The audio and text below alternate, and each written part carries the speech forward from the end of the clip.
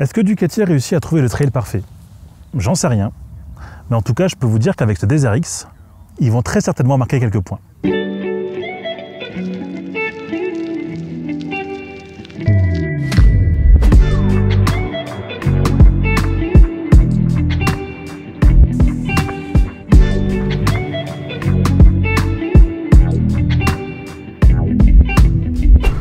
Hop là. Bonjour, Ducati Camp les amis. On est ici à la Tourceau en Provence. Ça va être assez infernal. Oh, j'ai si hâte de rouler sur ce DZRX là, regardez-moi ça. Oh, le 4 va être cool. Et c'est parti.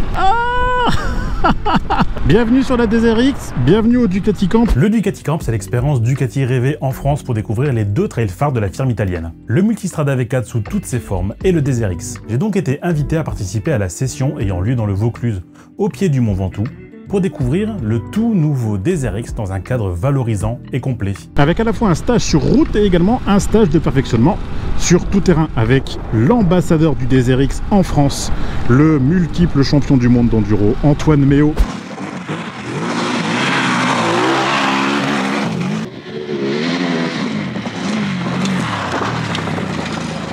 Et aussi des pilotes instructeurs de la Ducati Ride Experience. Le grand Laurent Pidou, champion du monde d'enduro et champion de France de supermotard. BP Gualini, 65 participations à des rallyes raids. Et j'ai eu la chance de rouler aux côtés de Monsieur Luc Alphand, champion du monde de ski et vainqueur du Paris-Dakar en voiture. Alors autant te dire qu'avec ma petite chaîne YouTube et ma 3e place au championnat des écoles de natation de Douai dans le nord de la France, j'étais un petit peu intimidé. Et je suis très heureux de pouvoir justement essayer cette DZRX et de vous proposer un essai complet sur route de cette moto qui me hype depuis depuis sa présentation en 2019. Dans les années 90, Ducati n'avait pas la même aura qu'aujourd'hui, si bien qu'ils ont d'abord bossé avec Cagiva pour fournir des moteurs, mais surtout qu'après coup, Ducat sera sous le giron de la marque à l'éléphant. Et en plus, justement, éléphant, c'est le nom mythique du trail qui sortira de l'entente entre ces deux marques. C'est d'ailleurs cette moto et sa robe qui inspirera la DZRX au designer français Cocorico, du centro stylé de Ducati, Jérémy Faro. Sacré coup de crayon du monsieur.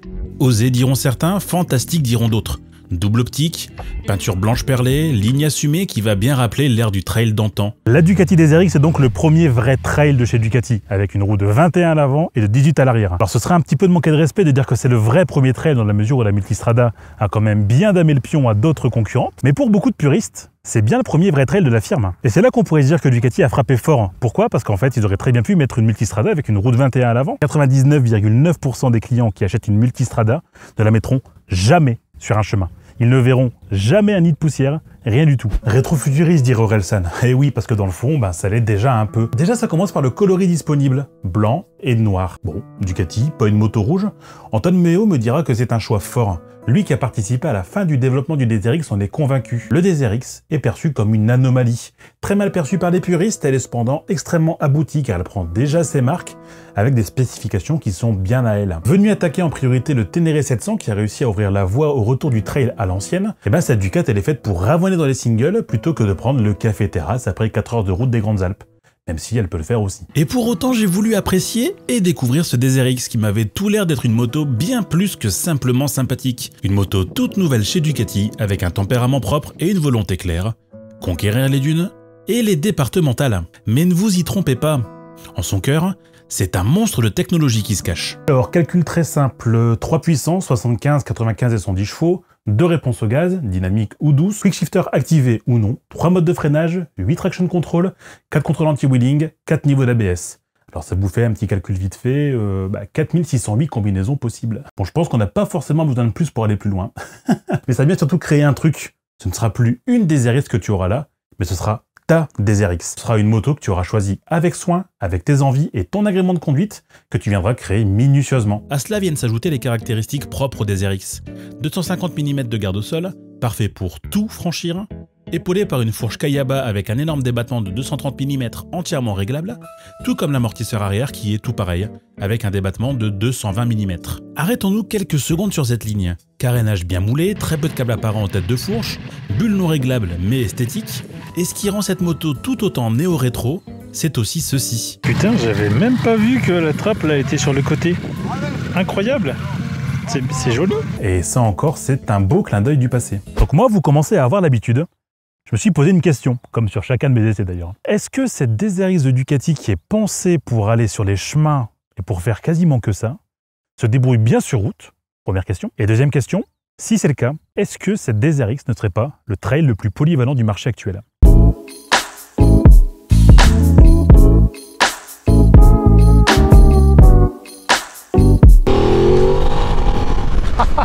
Oh là là là là là là là là. Trésor en France, trésor en France.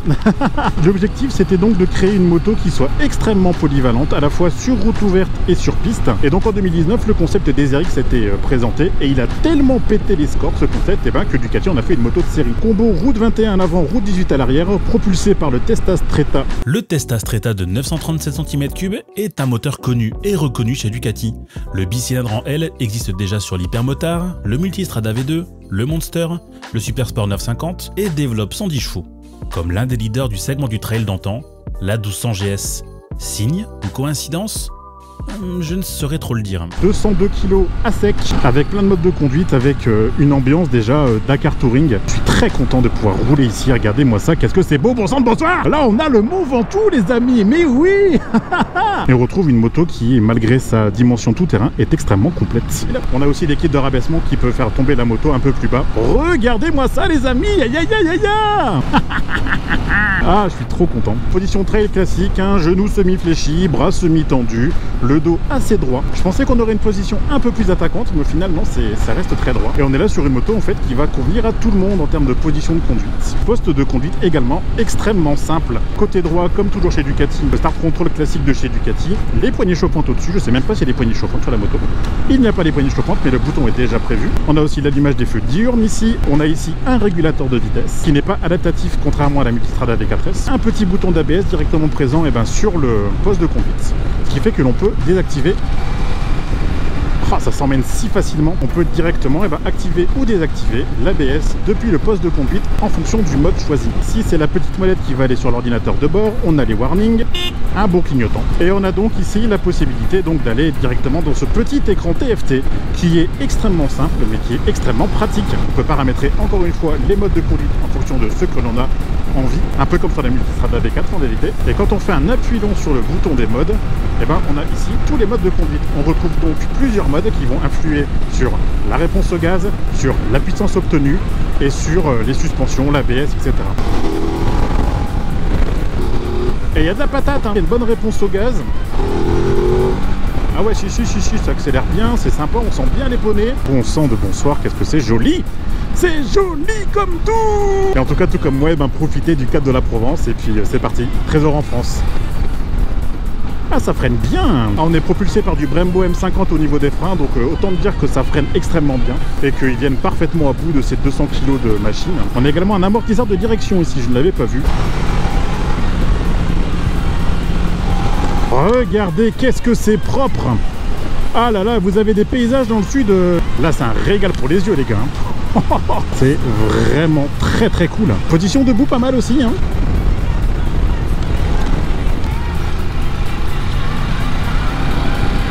Mais c'est si fluide, il n'y a pas d'à-coup, il n'y a rien.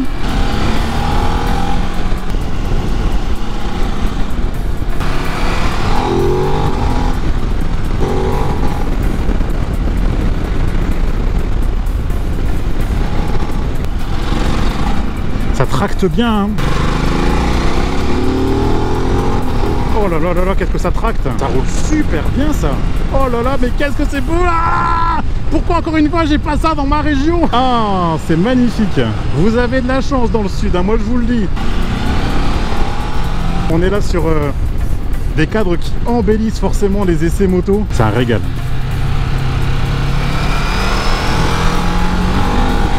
C'est trop bien. Je suis trop content. En tout cas sur route, elle marque déjà pas mal de points. Je la trouve intéressante cette moto parce qu'en fait il y a du couple, mais ça t'emmène pas énormément très loin. Tu peux avoir un peu de patate en bas des tours, mais ça va pas te faire prendre des vitesses astronomiques. C'est un mode sport qui est quand même assez doux. J'ai pas un énorme coup de pied au cul. Et c'est après coup que j'ai compris plein de trucs. Pourquoi je n'avais pas cette immense sensation de lourdeur à l'accélération? C'est parce que la boîte a été étalonnée extrêmement courte sur les 2 premiers rapports, puis des rapports un peu raccourcis jusqu'en 5e. Ça permet notamment d'avoir de l'efficacité en tout terrain, mais aussi de trouver du couple plus facilement sur route. Et la 6e, Elle existe, t'en fais pas, mais elle a été pensée pour réduire la consommation sur autoroute, ce qui fait tomber cette Ducati et ses 21 litres de réservoir en panne après plus de 350 km de plein. Une performance plus qu'honorable, qui peut en plus être augmentée. Pour faire encore une fois un clin d'œil au Proto Rally Raid, Ducati a pensé à ajouter en option un réservoir additionnel de 8 litres qui vient se placer à l'arrière de la moto. Plus de 600 km d'autonomie annoncée. Une intégration qui est plutôt sympa, venant renforcer l'orientation rallye de la machine, qui permet donc d'aller plus loin et d'aller draguer des motos au réservoir de 30 litres, 1200 Tiger et 1250 GS Adventure en priorité. Plus ça avance et plus l'Italie me passionne. Oh, les routes sont géniales. Ah, cette moto elle emmène bien, je suis très content. Je m'attendais à ce qu'elle soit tellement difficile à rouler sur route que j'aurais jamais mis une DSRX sur route. Laisse tomber la monte des pneus, la route 21 à l'avant et tout ça, c'est impossible. Bah, au final c'est très agile. Je sais pas comment ils ont réussi à faire ce tour de force là. Est-ce que c'est avec l'amortisseur de direction? Je sais pas. Mais vraiment c'est d'une agilité, c'est impressionnant. Cette route 21 m'aura donné l'illusion de rouler avec une route 17, tant l'agilité et l'offset de cette moto ont été travaillés pour apporter à la fois du confort et de la stabilité sur route, en plus de l'entrain sur chemin. Dans un premier temps, l'agilité vient d'abord de l'emplacement du moteur qui a été placé reculé et bas, venant donc soulager l'avant de la moto et donner un nouvel élan de maniabilité. La répartition des masses a été autant pensée pour une position route, assise donc, et une position debout en tout terrain, ce qui fait qu'en termes de ressenti, je me suis retrouvé devant une moto lourde, certes, mais qui m'a paru beaucoup plus vivante et beaucoup plus maniable qu'un T7. En vérité, l'empattement joue aussi un rôle majeur. 1m61 contre 1m57 pour une Africa Twin ou 1m55 pour une Tiger 900. Cet empattement gargantuesque est un véritable atout, car il permet d'apporter de la stabilité sur tous les terrains. À cela s'ajoute aussi un amortisseur de direction qui vient en plus mettre la moto sur un rail, sans à-coups involontaires en virage et sans mauvaises informations retransmises depuis la route. Vous obtenez une partie cycle extrêmement efficace. La moto s'emmène bien, le comportement est sain. Peut-être l'ABS un poil trop présent sur l'arrière. On est là bien sur cette DSRX. Elle commence de plus en plus à choper des points sur route, là où je l'attendais absolument pas. Ah, par contre, par rapport à la Multistrada V4, je trouve que le moteur chauffe vachement au niveau des jambes. Bah ouais, mais en même temps, il n'y a pas de déflecteur comme sur la Multi V4. Je ne peux pas faire autrement que de regarder partout. C'est quand même fabuleux ça. L'un de ces villages, moi, qui m'a le plus fasciné. Oh, qu'est-ce que c'est joli. Qu'est-ce que c'est beau. Yatata, yatata. Elle a un peps de ouf. C'est pile poil comme j'aime. Vraiment là, oh là là, tu peux pas faire mieux que ça quoi. C'est plein partout. Ce moteur est fabuleux, vraiment fabuleux.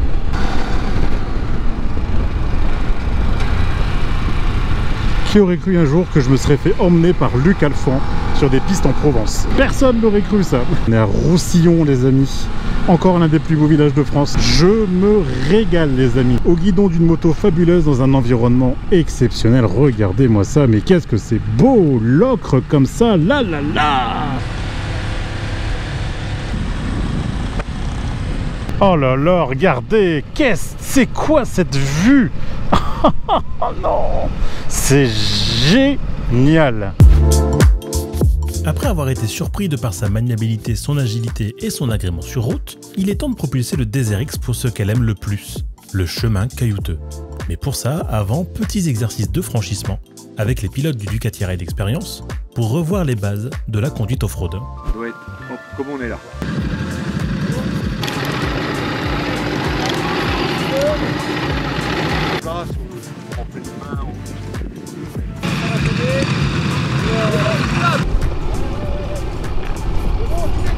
Ah yes, c'est bon ça. La pierre, je vous dis, c'est juste un réflexe à prendre.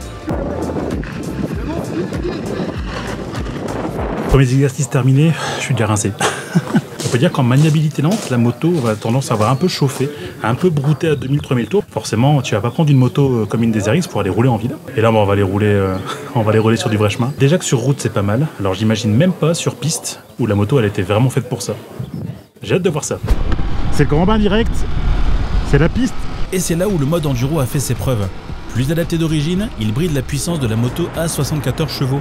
La réponse à la poignée est différente, les assistances restent présentes, avec un degré d'intervention qui est suffisant pour rattraper les problèmes, mais pas trop intrusif pour ne pas déstabiliser le pilote. Alors oui, c'est un peu antinomique, quand on me dit toujours de tout déconnecter en off-road, mais je dois avouer que l'électronique rattrape bien après coup pour les débutants et les initiés. On ne sent rien. La moto, elle corrige bien. C'est génial. C'est pas incroyable ça? C'est nickel, nickel, nickel. Belle descente, le corps en arrière. Ah, c'est incroyable. Ça va tout seul. La moto, elle réagit bien. Et le shifter, il est juste bien comme il faut. Je suis très content de cette moto, hein. Franchement, ça se débrouille vraiment très bien.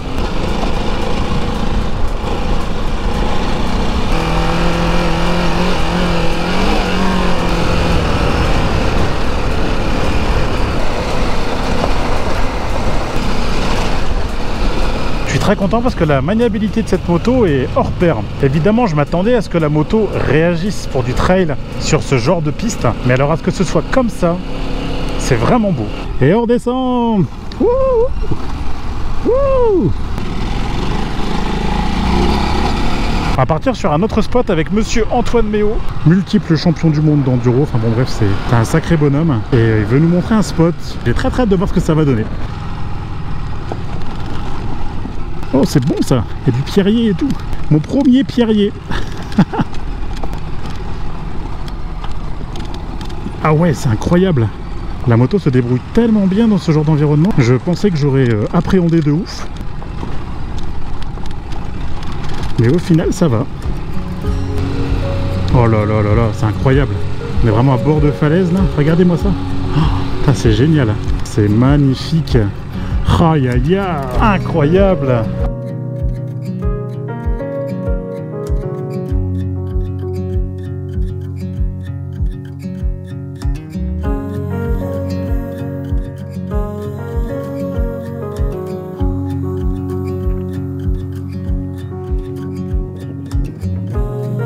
Pour tous les possesseurs de Ducati ou ceux qui veulent rouler en Ducati, eh ben le Ducati Camp, c'est une très bonne expérience. Est-ce que ce serait pas le vrai meilleur trail polyvalent du marché? Dans le fond, on pourrait se poser une question élémentaire. C'est fait pour quoi une moto d'aventure? Le trail d'antan a vite été supplanté par cette appellation car un trail, aujourd'hui, c'est fait pour deux trucs. Soit être performant sur route, soit être performant sur chemin. Prenons alors des valeurs sûres, les motos que j'ai déjà roulées. Le XCZ 660 se situerait ici, le CRF 300L devrait être là, l'Himalayan genre ici, le Tiger 1050, le S1000XR ou le V4S, de par leur moteur et leur config, se situerait ici.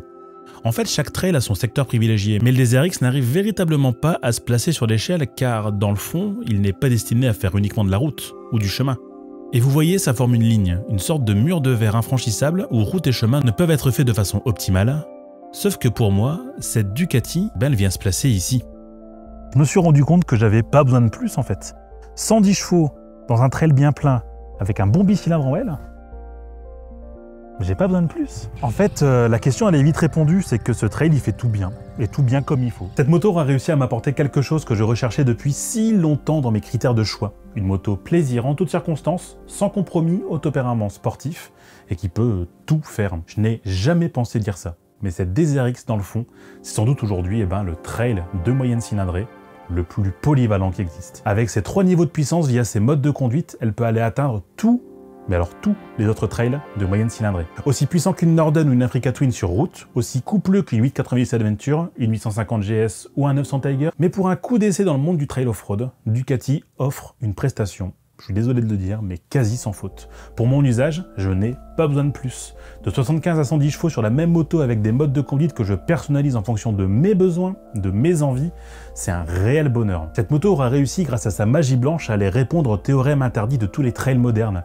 apporter de la sportivité, du caractère, de la modernité, de la polyvalence et de la versatilité, de l'ergonomie, de la stabilité, de la précision, et tout ça à la fois sur chemin, là où elle a été pensée au départ, mais aussi sur route, et ça c'est beau. La moto ne bronche pas, en aucun cas.